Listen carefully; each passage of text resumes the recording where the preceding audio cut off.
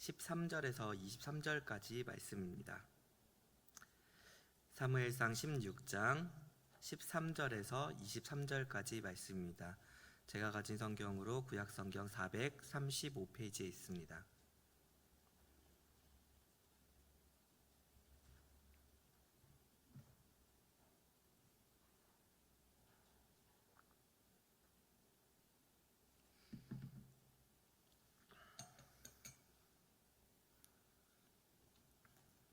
한 절씩 교독하도록 하겠습니다.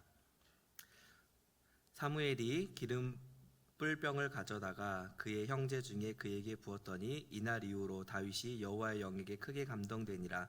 사무엘이 떠나서 라마로 가니라.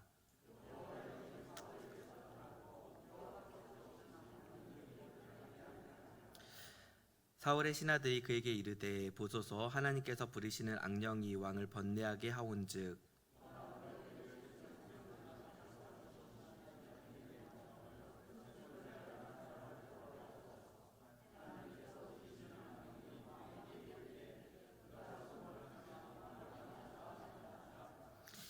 사울이 신하에게 이르되 나를 위하여 잘 타는 사람을 구하여 내게로 데려오라 하니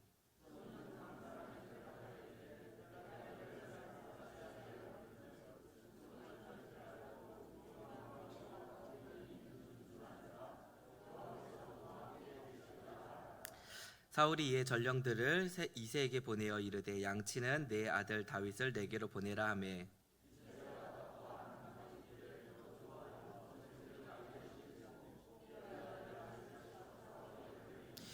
다윗이 사울에게 이르러 그 앞에 모셔섬에 사울이 그를 크게 사랑하여 자기의 무기를 든 자로 삼고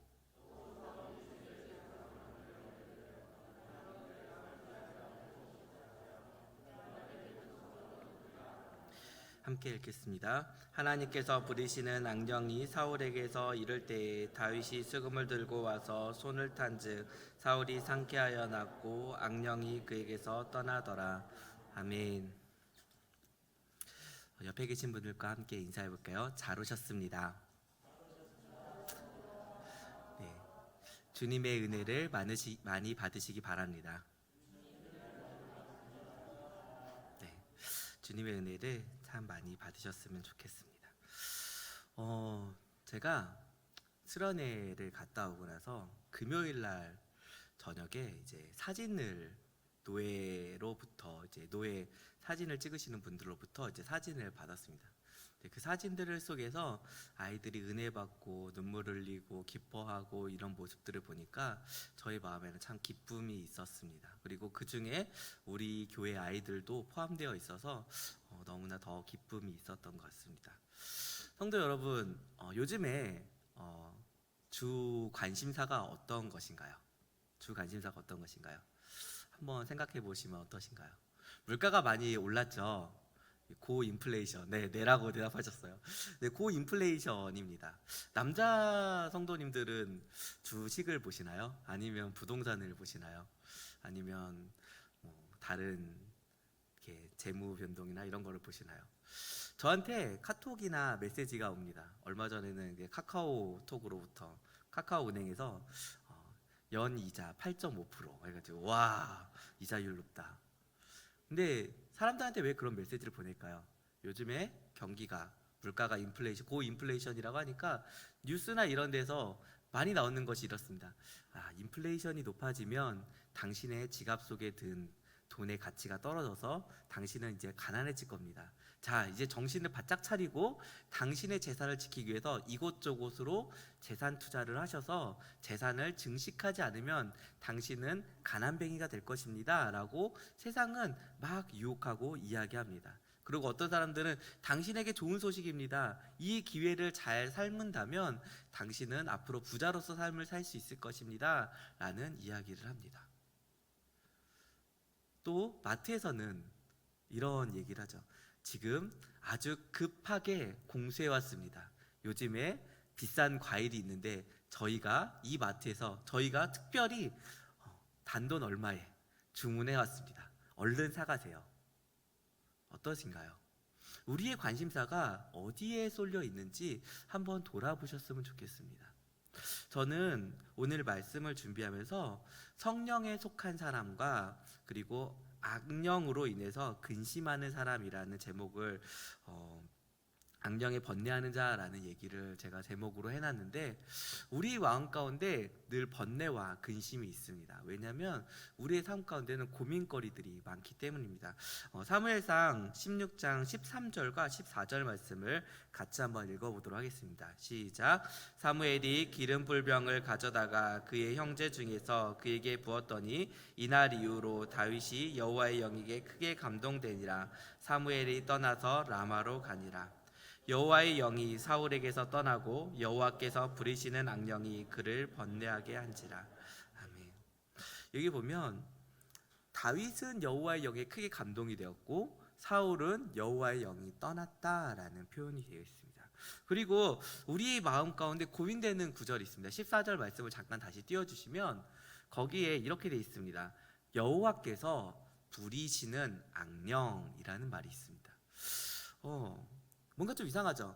하나님은 거룩하시고 선하신 분인데 여호와께서 부리시는 악령이라고 말하면 우리 마음 가운데 이건 좀 뭔가 이상한데 라고 되어 있는데, 원어를 보면 하나님께서 직접 악령에게 지시를 내렸다, 뭐 이러한 그 동사나 이러한 표현들이 없어요. 그냥 단순하게 여호와께서 부리시는 악령이라고 되어 있는 그 부분은 헬라어 성경으로 그냥 엘로힘, 그냥 하나님이라는 단어로만 되어 있어요. 그러니까 정확하게 이 원문을 해석하자면 이렇게 되어 있습니다. 하나님 그리고 악한 영, 이렇게 되어 있습니다. 그냥 하나님과 악한 영 이렇게 구분되어 있어요. 그러니까 하나님께서 지시하신 것은 아니지만 왜 우리 성경에는 이렇게 번역을 했냐면 그런 것이죠.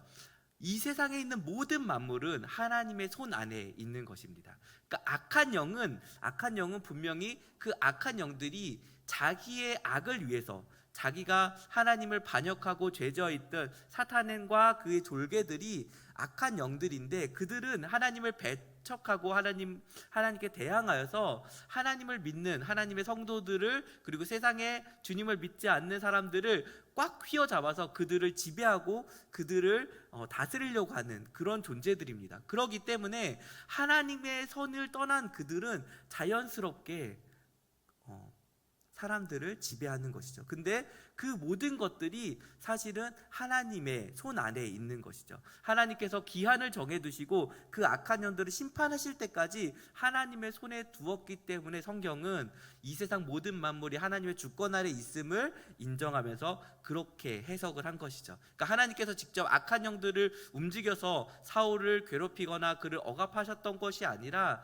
이 세상에서 악한 영들을 그냥 두셨는데, 하나님이 심판할 때까지 두셨는데, 그 영들이 각각 자기가 갖고 있는 그 악한 의지로서 사람들을 괴롭히고 시달리게 하는 것을 지칭하는 말입니다. 그런데 오늘 본문에 보면 이제 성령의 사람과 하나님의 영의 힘을 받은 다윗과 그리고 악한 영으로 인해 번뇌하는 사울의 모습이 나오는데, 이 사울이 악한 영으로서, 악한 사람으로서 어떻게 살아가고 있었는지 사무엘상 15장에 있는 두 구절을 보도록 하겠습니다. 12절 말씀 먼저 읽겠습니다. 시작. 사무엘이 사울을 만나려고 아침에 일찍이 일어났더니 어떤 사람이 사무엘에게 말하여 이르되 사울이 갈멜에 이르러 자기를 위하여 기념비를 세우고 발길을 돌려 길갈로 내려갔다 하는지라. 아멘. 여기 보면 왕이 자기를 위하여 기념비를 세웠다라고 합니다. 사울이 하나님으로부터 직접적으로 버림받게 되는 사건이 발생하게 되죠. 그 전에도 몇 가지 사건들이 있었지만 직접적인 그 원인이 된 사건은 아말렉과의 전쟁입니다. 아말렉 왕 아각을 비롯하여 모든 것을 다 진멸하라고 하나님께서 분명히 명하셨지만 아말렉 왕 아각을 사로잡고 또 좋은 그런 짐승들과 또 나머지 것들을, 좋은 것들은 멸하기를 좋아하지 않고 갖고 왔던 것을 보게 됩니다. 그런데 그러면서 12절 말씀에 보면은 자기를 위하여 기념비를 삼았다라고 되어 있습니다. 그러니까 악한 영의 사람이 뭔가 특별하게 나쁜 짓을 했다라기보다는 좀 더 정확히 말하면 그냥 보통 사람들의 욕망대로 살았다는 게 좀 더 정확한 표현입니다. 그러니까 사람들은 보통 자기의 욕망대로 살아가게 됩니다. 우리 3대 그런 것들 있죠. 공명심, 그리고 다른 사람들에게 자랑하고 싶은 그런 것들, 그리고 금과 부귀 영화 같은 거를 누리고 싶은 것들, 다른 사람을 지배하고 싶은 이런 것들이 사실 우리들 내에, 사람들의 마음에 기저에 깔려 있는 것들이죠. 그리고 그것들이 틈만 나면 사람들에게 알리고 싶은 거죠. 왕으로서 세상에 이스라엘의 모든 권세를 갖고 있는 사울에게 있어서 기념비를 세우는 거는 자기가 이스라엘의 왕으로서, 초대 왕으로서 자기의 이름을 역사에 남길 수 있는, 승전비를 남길 수 있는 아주 좋은 도구가 되는 것이죠. 사람들이 그 비석, 기념비를 볼 때마다 우리의 왕 사울이, 우리의 선조 사울 왕이 우리의 대적 아말렉과 싸워서 저렇게 멋지게 승리하였구나라는 것을 모든 사람들이 기억할 수 있게끔 하는 그러한 좋은 장치가 기념비였던 것이죠. 성도 여러분, 우리의 마음 가운데 이러한 부분들이 있지 않은지 모르겠습니다. 그리고 또한 우리의 자녀들에게 언제든지 이런 것들을 물려주고 있진 않았는지 한번 돌아보셨으면 좋겠습니다. 우리의 자녀들에게 무엇을 남겨주고 있었는지. 한 가지 더 보겠는데 사무엘상 15장 24절 말씀입니다. 같이 읽겠습니다. 시작. 사울이 사무엘에게 이르되 내가 범죄하였나이다. 내가 여호와의 명령과 당신의 말씀을 어긴 것은 내가 백성을 두려워하여 그들의 말을 청종하였음이니이다. 아멘. 여기 보면 무엇을 두려워하는지에 대한 부분이 나와 있습니다. 하나님의 말씀이 아니라 사람을 두려워하는 것을 보게 됩니다. 우리는 만물의 영장을 사람이라고 이야기합니다. 만물의 영장을 사람이라고 이야기합니다. 그렇기 때문에 사실 사람에게 위해가 되는 동물은 없습니다. 그렇기 때문에 한편으로 얘기하면 우리는 사람만 조심하면 이 세상을 살아가면서 무서울 것이 없는 존재들입니다. 유일하게 사람을 해할 수 있는 존재는 거의 사람밖에 없습니다. 사람이 스스로 실수로 그런 일을 겪지 않는 이상에는 대부분의 경우에는 죽음을 맞이하게 되는 건 같은 사람인 경우가 대부분입니다. 성도 여러분, 제가 그 말씀을 시작하면서 아이들이 수련회 때 사진을 보면서 눈물을 흘리고 예배드리고 은혜 받았던 것들에 대해서 이야기를 했는데, 강사 목사님 중에, 설교 수련회에 오신 강사 목사님 중에 한 분이 이런 얘기를 하셨습니다. 수련회를 3년 동안 못해서 참 많이 아쉬웠죠. 네, 수련회를 이제 진행하는 가운데 여러분들 중에서 눈물을 많이 흘리셨거나 감격하셨던 분이 있을지 모르겠습니다. 나도, 그러면서 그분도 이렇게 했습니다. 나도 수련회 때 가서 정말 눈물과 콧물을 쏟으면서 정말 많은 은혜를 경험했던 적이 있습니다. 그러나 그것이 너무 중요한 것은 아닙니다. 왜냐하면 본인의 관점에서 얘기하실 때 내가 그렇게 은혜를 받고 나서 며칠 지나지 않아서 다시 원래의 내 모습으로 돌아가고 있던 것을 나는 많이 경험했기 때문입니다. 하지만 그럼에도 불구하고 그렇게 눈물을 쏟고 하나님의 은혜에 감격하는 것이 중요한 것은 우리가 하나님의 은혜를 경험했을 때 어떠한 상태인지를 깨달아 알기 때문에 그것은 우리에게 큰 도움이 됩니다. 다만 앞으로 여러분들이 수련회가 끝나고 나서 여러분의 신앙을 지키기 위해서는 하나님의 말씀대로 생활하는 습관을 들여야 됩니다 라는 이야기를 하셨습니다.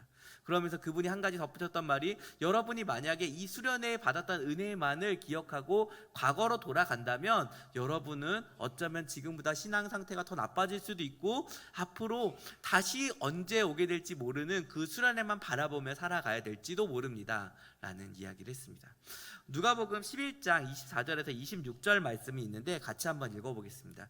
시작. 더러운 귀신이 사람에게서 나갔을 때에 물 없는 곳으로 다니며 쉬기를 구하되 얻지 못하고 이에 이르되 내가 나은 집으로 돌아가리라 하고 가서 보니 그 집이 청소되었고 수리되었거늘 이에 가서 저보다 더 악한 귀신 7을 데리고 들어가서 거하니 그 사람의 나중 형편이 전보다 더 심하게 되었느니라. 아멘. 성도 여러분, 오늘 본문에 나왔던 정말로 악한 영에 시달리는 사울, 근데 이가 전에 하나님의 영에 하나님의 영을 받았던 사람이라는 건 기억하시나요? 그가 하나님으로부터 기름 부음을 받을 때 그 또 하나님의 영의 부름을 받았습니다. 근데 그럼에도 불구하고 그는 하나님의 말씀을 계속해서 불순종하였고 하나님의 말씀보다 사람의 눈치를 더 보고 자기 스스로를 더 위하였기 때문에 하나님의 여러 번의 경고에도 불구하고 그는 결국에는 하나님의 징계를 받아서 하나님의 영이 떠나게 되는 그러한 슬픔을 맛보게 되었습니다. 성도 여러분, 오늘 우리 지난주에 우리는 주일학교 아이들이 정말로 하나님의 은혜 가운데 수련회에 가서 함께 눈물을 흘리며 기도하고 또 그 가운데 많은 은혜를 받은 것을 저는 여러분께 고백했습니다. 성도 여러분들께서 기도해 주셨기 때문에 수련회에 가서 아무도 코로나에 걸리지 않고 아이들이 중고등부 같은 경우에는 예배 시간이 10시였어요. 원래 집회 마감 시간이 10시였는데 집회가 끝나고 나서 보니까 11시 20분이었어요.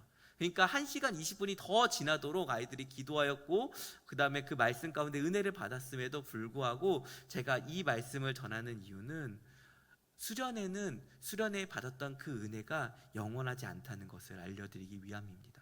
우리가 계속해서 우리 아이들을 위해서 기도해 주셔야 됩니다. 그리고 그 아이들에게 관심을 가져주셔야 됩니다. 그리고 또 하나 기억하셔야 되는 것은 성도 여러분들의 자녀들에게 무엇을 알려주셔야 되는지를 기억하셔야 된다라고 하는 것입니다.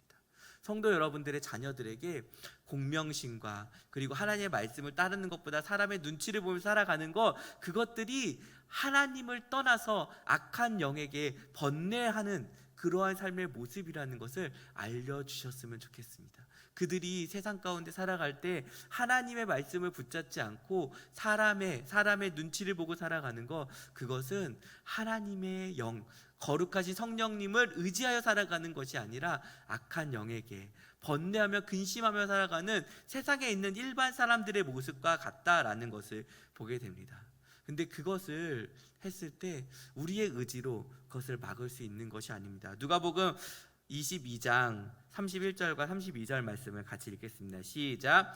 시몬아 시몬아 보라, 사단이 너희를 밀가부르듯 하려고 요구하였으나 그러나 내가 너를 위하여 내 믿음이 떨어지지 않기를 위하여 기도하였노니. 아멘. 이렇기 때문에 우리에게는 성령님이 필요한 것입니다. 우리의 의지로 하나님의 말씀대로 살 수가 없는 것입니다. 때때로 우리의 마음 가운데 깨끗해질 수 있습니다. 그러나 아까도 얘기한 것처럼, 아까 우리가 읽었던 말씀처럼 악한 사단은 우리가 깨끗해지고 하나님의 영이 없어진다면 그 순간을 노리고 더 깨끗한 집이었구나, 이제는 더 악하게 더 지저분하게 저를 완전히 멸망의 구렁텅이로 빠뜨려야겠다라는 것을 노리고 호시탐탐 기회를 노리고 있다는 것을 기억하셔야 될 것입니다. 성도 여러분, 그렇기 때문에 여기 있는 우리들의 막중한 책임감이 있습니다. 우리들이 성령으로 살아가고 있는 모습을 우리 아이들에게 계속해서 보여주셔야 됩니다. 그리고 또한 우리의 아이들에게 성령으로 살아가는 것이 왜 필요한지 그것들에 대해서도 알려주셔야 되고, 우리 자신이 성령님을 의지하여 그분의 말씀을 쫓아 살아가는 우리의 삶의 모습들이 수반되어야 됩니다. 사무엘상 16장 16절에 보면은 악한 영에게 시달리는 이들에게 사울의 신하들이 어떤 식의 제안을 하는지를 보게 됩니다. 시작. 원하건대 우리 주께서는 당신 앞에서 모시는 신하들에게 명령하여 수금을 잘 타는 사람을 구하게 하소서. 하나님께서 부리시는 악령이 왕에게 이를 때에 그가 손으로 타며 왕이 나으시리라 하는지라. 성도 여러분, 여기 있는 부분을 해석하자면 그런 것입니다. 사실은 악한 영에게 시달리고 있는 사람들에게 필요한 것은 딱 한 가지입니다. 바로 예수 그리스도입니다. 그리고 오직 복음의 메시지입니다. 성령의 말씀입니다. 근데 그 말씀을 할 수 있는 사람이 오직 성령의 사람들 뿐입니다. 오직 세상 사람들에게 세상의 겉으로 번뇌하고 근심하고 있고 걱정과 근심을 하고 있는 그들에게 유일하게 참된 진리와 안식과 평화를 줄 수 있는 예수 그리스도를 알려줄 수 있는 그 복음을 전해줄 수 있는 사람은 오직 성령을 힘입은 우리밖에 없습니다. 그리고 우리가 다음 세대들을 위해서 기도하고 있는 우리 다음 세대들 아이들입니다. 그렇기 때문에 사도행전 2장 14절에 보면 이렇게 됩니다. 같이 읽겠습니다. 시작. 베드로가 11사도와 함께 서서 소리를 높여 이르되 유대인들과 예루살렘에 사는 모든 사람들아, 이 일을 너희로 알게 할 것이니 내 말에 귀를 기울이라. 아멘. 성도 여러분, 세상 사람들은요 복음이 필요합니다. 복음이 필요합니다. 그런데요 그들은요 그 마음 가운데 사실은 그 말이 잘 들리지 않습니다. 제가 말씀 처음에 이야기한 것처럼 요즘에 그들의 근심사는 다른 것들에 쏠려 있습니다. 인플레이션이 높아지고 있습니다. 내 임금은, 내 월급은 그대로인데 물가가 지금 너무 많이 올라서 힘들어. 경기가 너무 힘든데 어떻게 해야 될까? 혹은 지금 8월인데 많은 분들이 휴가를 갔다 왔지만 이제 휴가를 어디로 가야 될까? 더 좋은 데가 어디 있을까? 값싼 숙박업소가 어디 있을까? 이런 것들을 찾는데 급급해하고 있습니다. 그러나 성령을 받은 우리들에게 관심사가 따로 있습니다. 왜냐하면 성령님께서 우리로 하여금 깨닫게 하시는 것이 있습니다. 왜냐하면 우리는 세상의 가치로 살아가는 것이 아니라 오직 하나님의 나라를 바라보고 살아가는 자들이기 때문입니다. 사무엘상 16장 18절에 보면 다윗에 대해서 이렇게 이야기합니다. 같이 읽겠습니다. 시작. 소년 중 한 사람이 대답하여 이르되 내가 베들레헴 사람 이새의 아들을 본즉 수금을 탈 줄 알고 용기와 무용과 구변이 있는 준수한 자라. 여호와께서 그와 함께 계시더라. 아멘.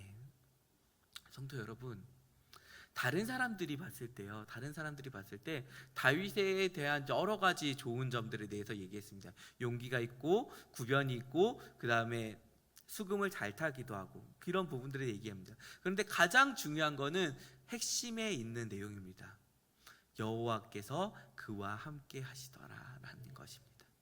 각자 우리에게 주신 달란트가 있습니다. 그래서 때로는 이것으로 수금을 타는 것, 찬양으로도, 때로는 누군가를 가르치는 걸로, 누구를 섬기는 걸로 각자에게 주신 달란트로 섬길 수 있습니다. 그러나 가장 중요한 것은 그 안에 예수 그리스도께서, 하나님의 영이 함께 하실 때 그 모든 일에 역사가 일어나는 것입니다.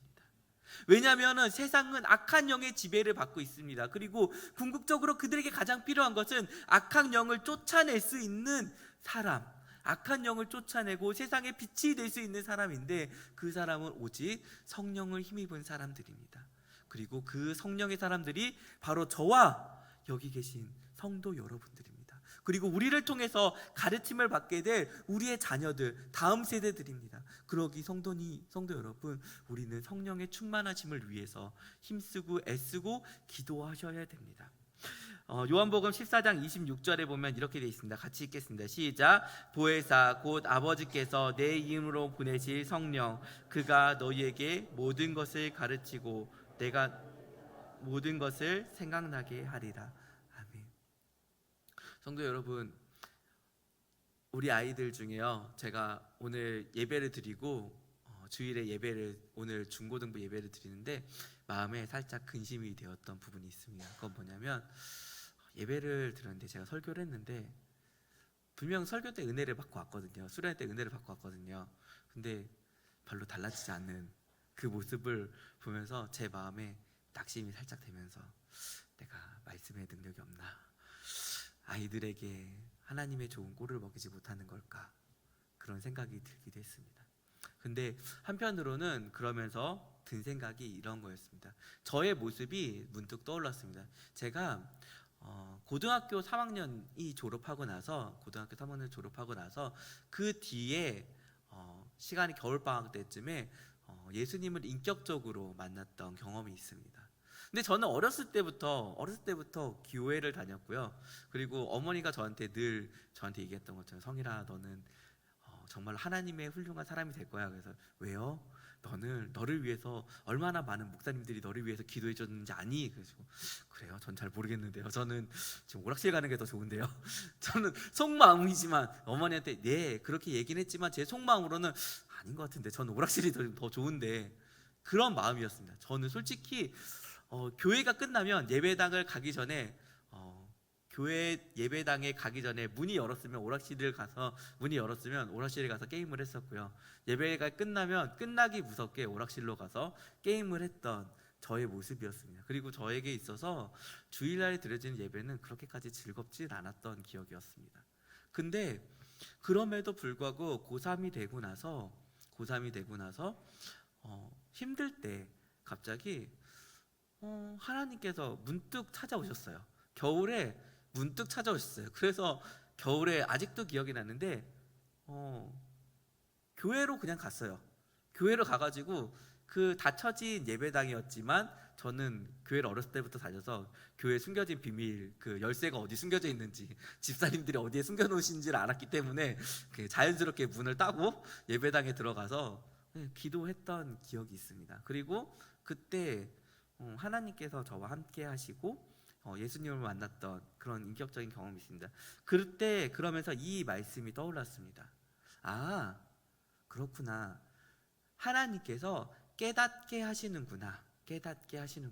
내가 어려서부터 들었던 그 과거의 많은 말씀들, 그리고 나를 위해서 기도해 주었던 그 기도의 내용들이 저에게 기억이 났고 떠오르게 되었습니다. 그리고 나서 바로 저의 삶이 막 180도 달라지거나 그러진 않았습니다. 근데 고등학교 때 친구들이 봤을 때는 그래도 좀 많이 바뀌었구나 라고 얘기할 정도로 저는 교회에 집중하게 되었고 하나님의 말씀대로 좀 살아가게 되었던 기억이 있습니다.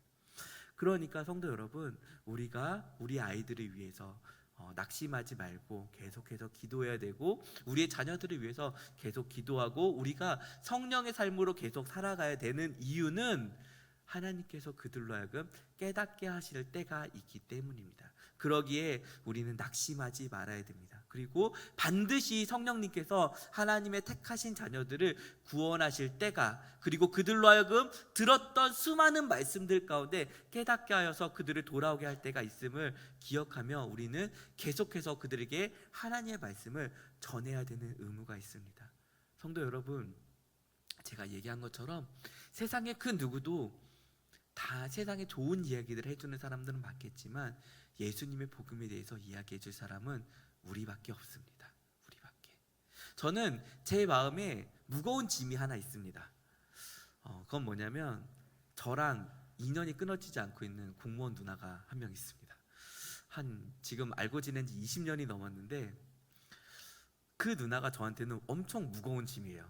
왜냐하면 불교를 다니는데요, 교회를 4번이나 데리고 왔고 복음에 대해서 끝없이 제가 만날 때마다 한 10번 정도는 복음 증거를 했던 것 같아요. 근데 교회를 안 와요. 예수님에 대해서 관심이 없어요. 근데 그러면서도 불구하고 제 마음에 계속해서 무거운 짐이 들고 항상 기도하게 되는 이유는 뭐냐면, 내가 아니면 저 누나에게, 주변에 다 불교를 믿는 저 누나에게, 저 집안에 아무도 예수님을 믿지 않는 저 누나를 왜 20년이 넘도록 나한테 인연이 끊어지지 않고 왜 1년에 2-3번씩 만나게 하시는지, 왜 계속해서 인연이 끊어지면 이제 아닌가 보다 할 텐데 왜 계속해서 저 관계가 끊어지지 않고 계속해서 이야기가 주고되는지, 그럼 저는 그런 거죠.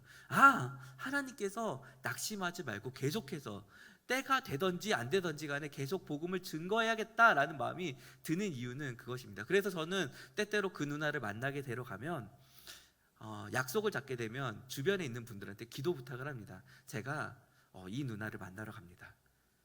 복음을 증거하면서도 마음 한구석에는 이번에도 또 실패할 수도 있겠다라는 생각이 듭니다. 벌써 제가 그 누나를 만난 지가 21살 때 만났으니까 벌써 21년 차입니다.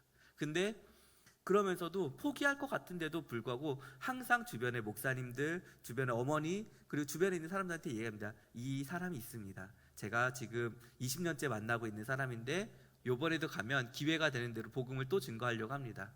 복음을 믿을 수 있게 도와주십시오. 기도 요청합니다. 성도 여러분들 중에는 그러신 분들이 없습니까? 여러분의 자녀들 중에 그런 사람은 없으십니까? 우리에게 주신 사람들이 있다면, 내 주변에 믿지 않는 사람이 있다면, 그리고 내가 믿음의 본을 보여서 그들을 구원할 수 있는 사람이 있다면 우리는 성령의 사람으로서 그들에게 삶의 모습들을 나타내 주어야 됩니다. 왜냐하면 우리만이 거룩한 성령을 가진 우리만이 그 악한 영에게 지배받고 있는 그들을 해방시켜 줄 수 있기 때문입니다. 제가 하는 것은 아닙니다. 저의 능력으로 하는 것도 아닙니다. 그러나 성도 여러분 안에 계신 성령 하나님께서 그렇게 하실 수 있는 능력이 있는 분이시기 때문이고, 그 성령 하나님께서 우리를 통해서 그 일을 감당하시기를 원하시기 때문입니다. 우리 마지막 말씀 같이 읽겠습니다. 요한복음 14장 27절 말씀입니다. 시작. 평안을 너희에게 끼치노니 곧 나의 평안을 너희에게 주노라. 내가 너희에게 주는 것은 세상이 주는 것과 같지 아니하니라. 너희는 마음에 근심하지도 말고 두려워하지도 말라. 우리가 성령의 사람으로서 이 세상을 살아가게 될 때 아까 제가 얘기한 것처럼 근심이 돼요. 왜냐하면 자꾸 실패하게 되고 저의 능력의 한계를 뼈저리게 느끼기 때문이에요. 제가 갖고 있는 게 볼품이 없잖아요. 제가 갖고 있는 실력이 별로 없잖아요. 그렇기 때문에 세상에서 하나님의 말씀으로 나아가서 살아가려고 할 때 어려워요. 근심이 되고 걱정이 되고 두려움이 앞서게 돼요. 근데 예수님께서 보혜사 성령님을 주시겠다라고 제자들에게 이야기하시면서 이 말씀을 하셨어요. 너희는 평안을 내가 너희에게 끼치노니 나의 평안을 너희에게 준다라고 얘기하면서 내가 너희에게 주는 것은 세상에 주는 것과 같지 아니하니 너희는 마음에 근심하지도 말고 두려워하지도 말라. 왜냐하면 예수님께서 성령 하나님께서 우리에게 평안을 주실 것이기 때문입니다. 세상 가운데 우리는 부닥치며 살아갈 때 근심과 걱정이 우리에게 늘 다가옵니다. 그래서 늘 두렵습니다. 그런데 성령 하나님을 통해서 우리에게 주시는 것은 평안입니다. 두려운 마음이 아니라 평안입니다. 두려운 세상 가운데 나아가지만 성령 하나님께서 우리로 하여금 담대하게 하시고 평안하게 하실 것입니다. 자녀들에게 다시금 예수님에 대해서, 복음에 대해서 이야기할 때 두려움이 있으실지도 모르겠습니다. 여태까지 수없이 얘기했는데도 불구하고 돌이키지 않는 그들, 또 주변에 있는 사람들 불편하고 부담이 되실 수도 있습니다. 그러나 성도 여러분, 기억하셨으면 좋겠습니다. 내가 하는 것이 아니라 내 안에 계신 성령 하나님께서는 그 일을 능히 감당하실 만한 힘과 능력이 있으십니다. 때가 이르지 않았을 뿐이지 반드시 하나님께서 일하실 것입니다. 그러기에 우리는 소망을 갖고 하나님께서 주신 평안을 가지고 담대하게 세상 가운데 나아지길 소망합니다.